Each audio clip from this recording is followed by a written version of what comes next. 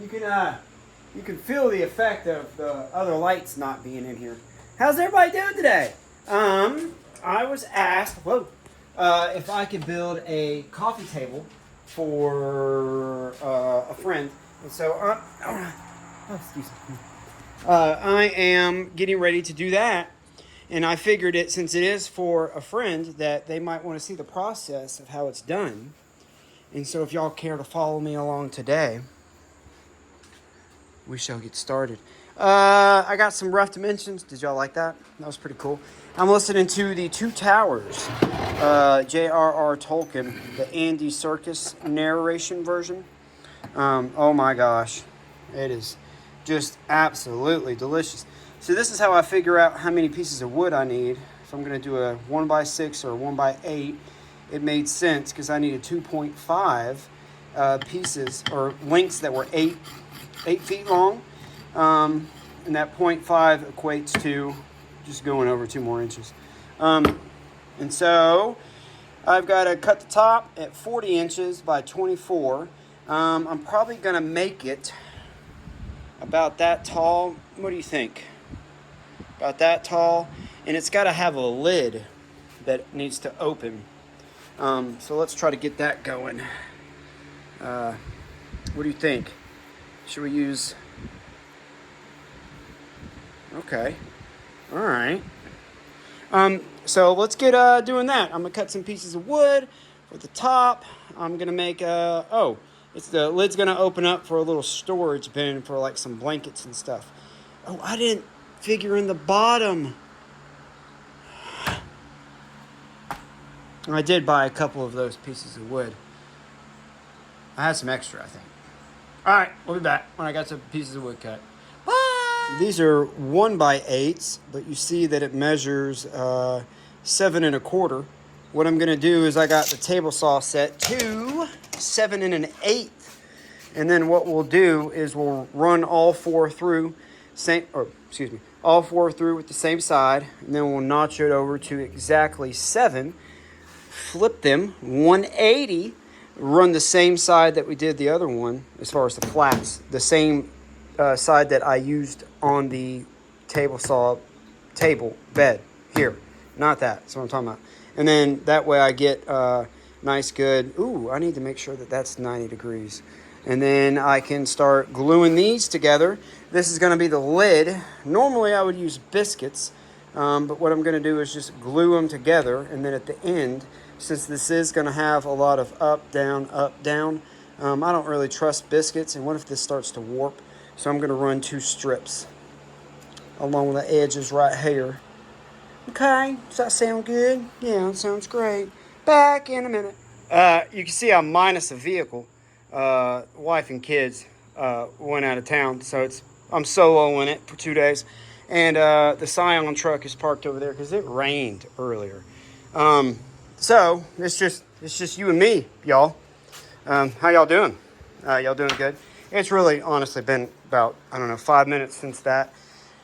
I'm getting ready to start a glue up, and I've never talked about conditioning or taking care of a workbench. I like MDF because one sheet will give you a top and a bottom. I like this style. I don't know, Polk workbench. I think that's what it's called. I don't know. Jay Bates had it forever ago, and so did Izzy Swan, if y'all are some old school YouTubers. I remember when Izzy did his bowl on the table saw. So yeah, MDF, it's good, and it soaks up paste wax really good. This stuff. And so what I'm going to do, well, actually what I've done is you just sharpen up one of these guys. Go around, scrape it, get all the big high points off. Because like when I'm gluing up stuff, I just wipe it down. Actually, this is where I wipe my glue. Right there. See that big chunk? It's all over the place. So when I'm done with this, I'll blow it off. And then I'll come in with a 120 pad. Round, round, round, round. Blow it off again. Saturate this with some paste wax, and then get a nice good coating. That way everything's nice and slick, and the wood glue won't stick immediately, like you've got some time to pull it off. All right, now back on. Take two. Try not to ramble so much because it's been several hours since you've said a word out loud other than to yourself, Mr. Ryan. All right, let me get you caught up. These are those strapping pieces I was telling you about. I'm going to use this as a leg just to give you a visual. This is the top. This is going to be the sides, the front, the back. The legs are 2 1/4 by 2 1/4. Those are gluing up over there. Gluing up. Whenever you have something that's kind of rocky, whenever you go to glue it up, just put something heavy on it. It'll settle itself down. Don't worry, it'll settle. These are the legs. These have been drying. That was the first one. If you're a woodworker, you know how long glue's been drying. That stuff's ready to scrape. That one's ready to scrape. Not quite yet. Oh, yeah. That one's almost ready to scrape. You want to kind of get it to where it just starts to not feel gooey. Does that make sense? That's what I have as far as my offcuts. Just these right here. What I figured I'd do on the top is just using this for a reference. Let's say that this is the top right here where the hinge is going to go. I'll just double this up, go all the way down to give it some really good strength and support for the hinge. Ryan, you haven't showed us the hinge. Here's the hinge right here. Hi, Mr. Hinge. How are you? And so now I have to remember wherever I put this, I have to cut out a section that's going to be the depth of that when it is open, which I think is about 1/4 inch. It might be 3/8. You want to guess? Who wants to guess? I don't know. I mean, haven't talked to anybody in a while. Y'all's really all I got, so we're kind of hanging out at this point. How are y'all? What'd y'all eat for dinner? I had chicken spaghetti, 1/4 inch. Went with my gut. So what I need to do before I glue that up, mental note, remind me if I don't do it, is take this with the support that we just talked about and notch that out on the table saw. I'll go ahead and glue that up. Oh, I can go ahead and do that tonight. So go ahead and glue that up and let that set, and then we'll use this wide section that we've created to go on the table saw sled. I'm going to say it. If you haven't made a table saw sled, make you one. Even if you have one of those job site table saws, make you a table saw sled. You know what I'm saying? All right. Take two. I had my phone turned the other way. I do record everything on this here iPhone. You know, it turns out pretty good. Let's see. Next day, I hadn't spoke a lot. Y'all doing all right? I think it was last video I talked about this gator stuff at Lowe's. Yeah, it did all right, but I stopped by Harbor Freight and I got some of this Bauer, whatever that stuff's called, 120 grit. This is what it looks like. I did the front and back of this, you know, aggressively getting my seams with 120, and I did the front and back of the bottom over there, and I still got a lot of grit.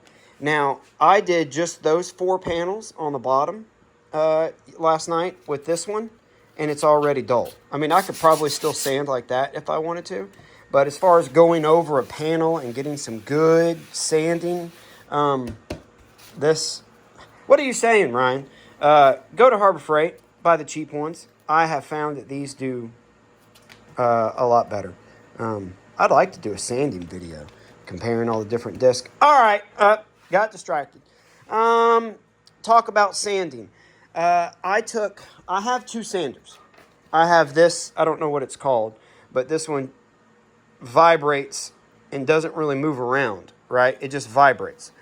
This is a oscillating orbital sander. It spins, but then it also jostles. You see what I'm saying? See it jostling around. This one just shakes. Just so this one's really good for 220. I put 220 on this one. And all of those right there, I went over with 220. You see what I'm saying? I do 120, 220 on that stuff prior to putting it together. And then this one I'll take up to 220 prior to putting it together. And then, what are you saying? I don't know. I haven't talked to anybody in a while. Am I going to keep this cut? What am I saying?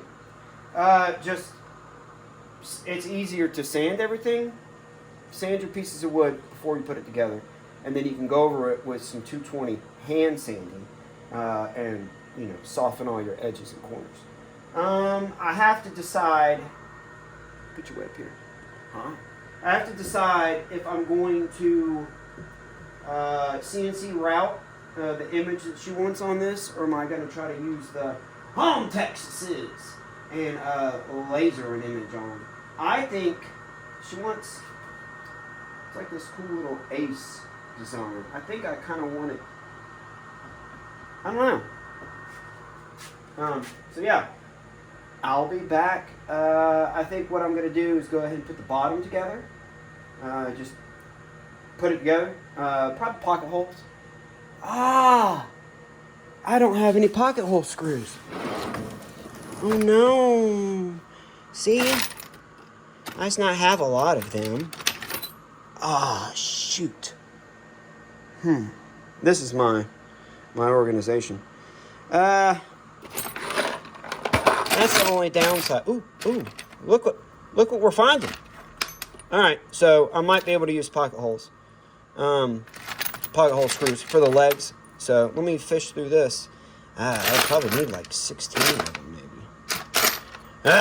All right, I'll be back when I got the base together. I'm not a very good YouTuber, am I? Sorry. All right, bye. Good morning, everybody. It's been 1 week since you looked at me. Something, and you saying I'm sorry. I don't know the words to that song, but it's been a week since we filmed. Good morning. How's it? How's everybody doing? It really has been like, well, no, it hadn't been a week. Peachy's doing better. There's Nuggy. Chicken Nugget. Nuggy. He put his eyeliner on earlier this morning. Truck's doing great. Left it out in the rain. No problem. I didn't want to. Had to go to work, and the wife called me. She said, hey, it's about to start raining down real big. What do you want me to do with the Scion? I said, well, can you drive it and put it in the barn? She was like, no. I was like, well, I guess it's going to get rained on. Because the barn's got that really thin slivers of a dirt. Right, Chonders. All right. Here's the top. I think it turned out great. Let me think. We've got to, it was at this point that I started seeing those big sanding swirls. Can y'all see the sanding swirls? Because that's why I got really quiet and I turned the camera off, because the stain lets you know real quick where all of your little bitty baby sanding swirls are. So if you're wondering why I sounded funny and I stopped talking, we'll fast forward to the next jump.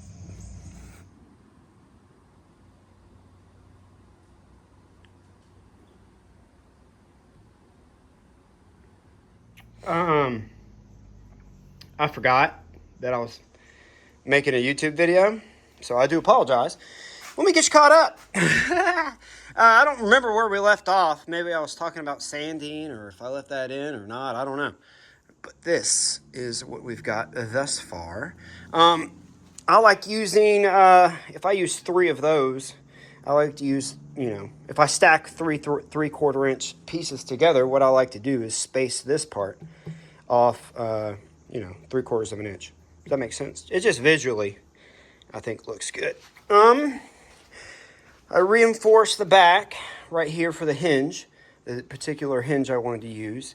So we got those recessed, done. It's got 4 pocket holes on each deal. If you are going to use pocket holes, they make, oh, you can see it right there. They make special clamps for pocket holes. I do suggest getting that. So that's this. And what made me remember that I was making a YouTube video is because I made a boo-boo. And I'm about to show you because I'm not afraid. You know what I mean? I bought white wood from Lowe's. It's not the cheapest wood. I could get that ugly pine stuff. But it is a cheaper wood. With it being a cheaper wood and sanding, you were going to see sand marks. I thought that I got them all out, but I did not. You see them? Now, some people might not see it, but I see it. I know what that is. That's me trying to flatten this area right here with the orbital sander. See? You can see it even more so right here.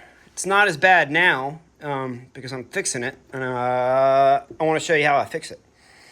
If you've gotten, if you've stained something or you've Danished oil or whatever, if you've taken a wood and now it looks like a different color, it's going to show all the imperfections. You know what I mean? Like there's another mark right there, which most people don't see it. But I see it. It's the random orbital sander doing its random orbital sander stuff. But that's 120. I know exactly what that is. I've been doing this long enough. I know that's 120 that my 220 didn't touch.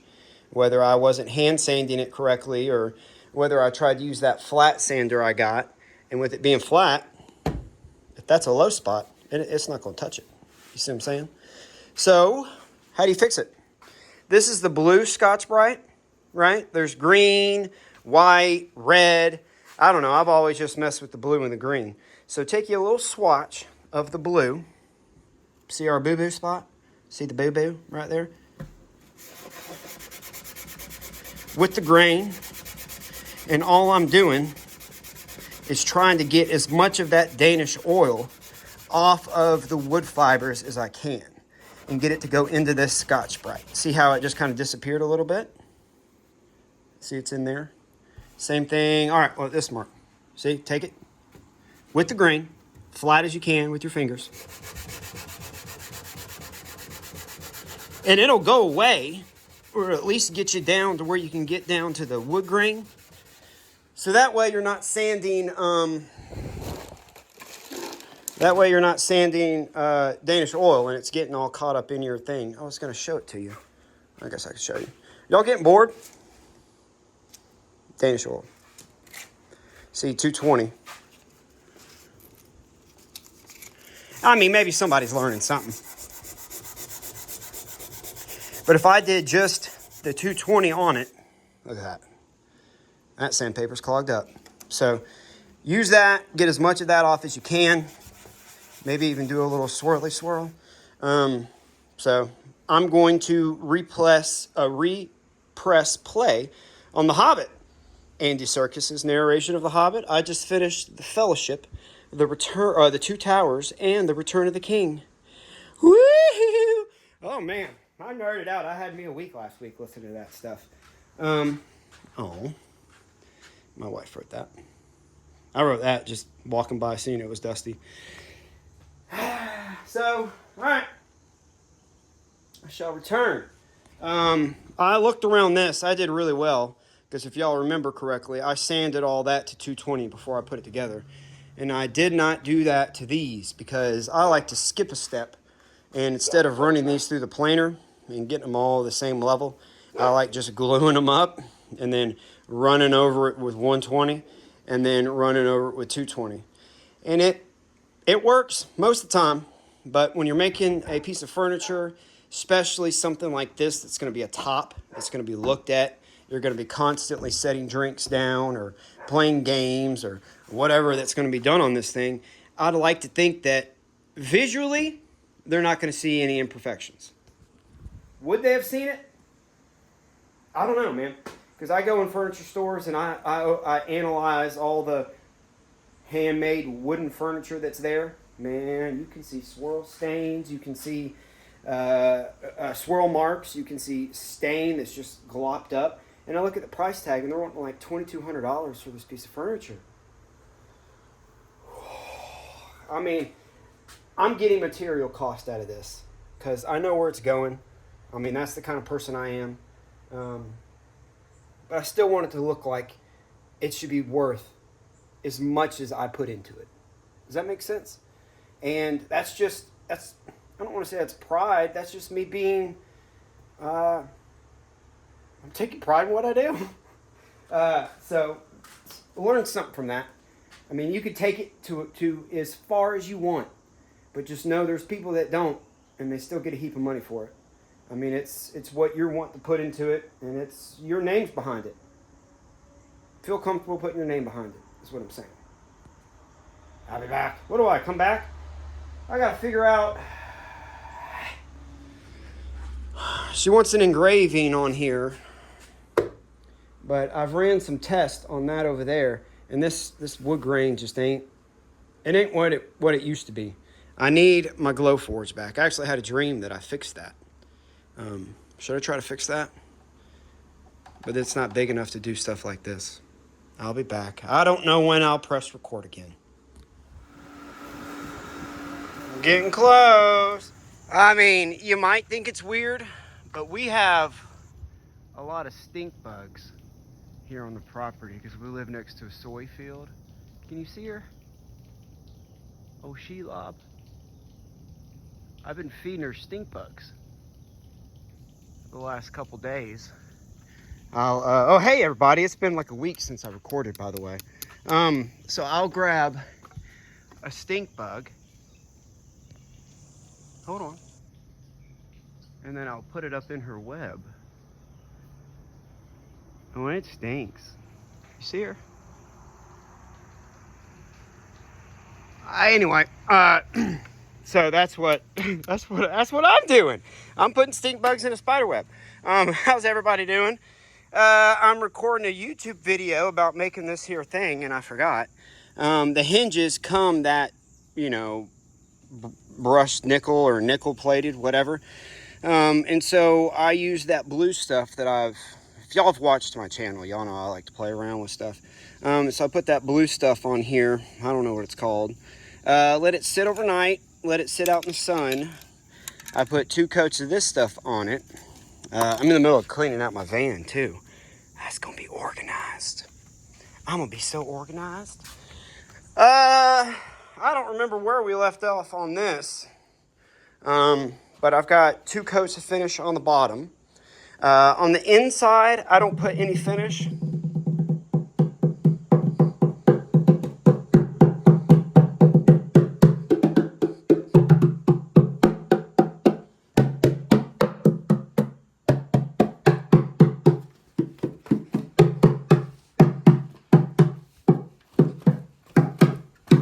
Distracted. Did I just get black all on the inside? No, I'm good. All right, good. Do you like it? I like it. It's just subtle enough. You know what I mean? Golly, look at that shine. Woo-wee. I like it. So I've yet to put finish on the bottom of this, which I will, because people touch. I like to put finish on what people touch. Does that make sense? Yeah. So we'll do this. Man, the customer sent me the image on text, and then I spent an hour and a half on the couch inside with the little laptop trying to figure out how to do this. And my son comes home. I said, "Hey buddy, will you make this to where I can do that to there so I can put it on the laser?" And he said, "Yeah, Dad." I mean, my daughter, both of my kids just absolutely blow my mind. Sorry. With the computer stuff. But he happened to be sitting on the couch when I was there working on it. And he said, "Yeah, Daddy, what format do you want it in?" And I said, "I guess an SVG." And he said, "Okay." And I went to go hand him the laptop, and he said, no, Dad, I can do it all from my cell phone right here. I said, but yeah, how? You can't. How are you going to get it from your phone to my computer? He said, don't worry about it, Dad. And then 2 seconds later, he logs on to some website, and it's there. And I was able to save it and put it into Lightburn and spend like 45 minutes scratching my head trying to get it to not look so crazy. But I figured it out. So yeah, we'll come back when those hinges are dry. We'll put everything together. And then I guess I gotta show y'all what it looks like when it's done. Remember the Hobbit mailbox? It's working out pretty good. It's doing just fine. All right, I'll be back in a little bit. Absolutely phenomenal. This place looks awesome.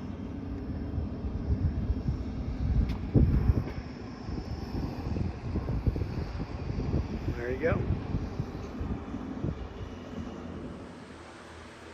A little final finishing touch I like to do is I like to get some of this paste wax and just go around where polyurethane and polyurethane will touch, just in case there's any kind of sticky noises or anything like that. It's a staple. I think I've used this twice in this video to have in your shop. It's good to have around if you've got squeaky doors in your house or cabinet doors or anything.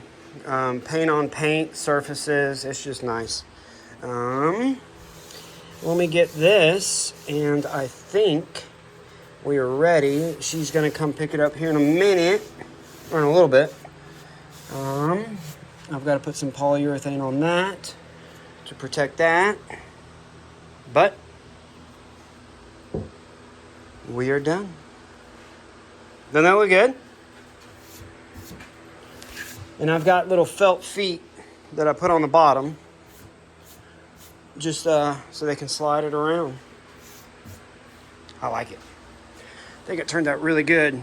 I like how all that kind of comes together, and you can't really tell from looking up here that it's got storage, but once you open it up, oh wait. Anyway, hope y'all enjoyed it. I cut out a bunch. I actually did some editing on this one, so it's not so long of me just talking. So anyway, hope y'all enjoy it. Have a wonderful day. What are y'all working on? I hadn't asked that in a while. Like, show me what you're working on, like in your shops and stuff. I love seeing people just be creative. So, all right, till we meet again. I don't know what I'm doing next. So, appreciate y'all.